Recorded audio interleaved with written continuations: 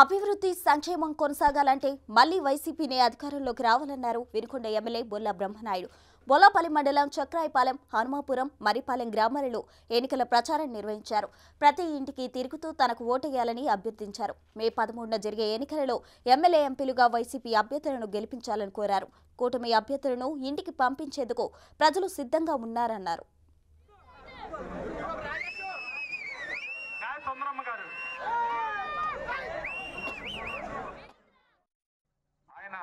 ఎమ్మెల్యేకి సంబంధం లేదు, ప్రభుత్వానికి సంబంధం లేదు, వరిక పుడిసేలా నేనే తెచ్చాను అన్నాడు.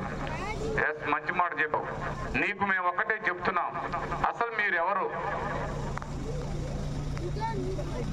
మీకు వైఎస్ఆర్ కాంగ్రెస్ పార్టీ నాయకులు, కార్యకర్తలు, మా అభిమానులు, పార్టీ అభిమానులు జగన్మోహన్ రెడ్డి గారు సీట్ ఇస్తే మేమందరూ, నేను డబ్బులు పెడితే మన నాయకులందరూ ఓట్లేస్తే గెలిచి ఇవాళ తెలుగుదేశం పార్టీ వరిక పుడిసేల నిర్మాణం చేసిందే అని చెప్తాడు. నేను తెచ్చానని చెప్తాడు. అబద్ధాలు చెప్పే దాంట్లో ఒక ఎంపీ నువ్వు ఎలా ఏం ఇండిపెండెంట్ గా గెలిచావా? మా పార్టీతో, మా పార్టీ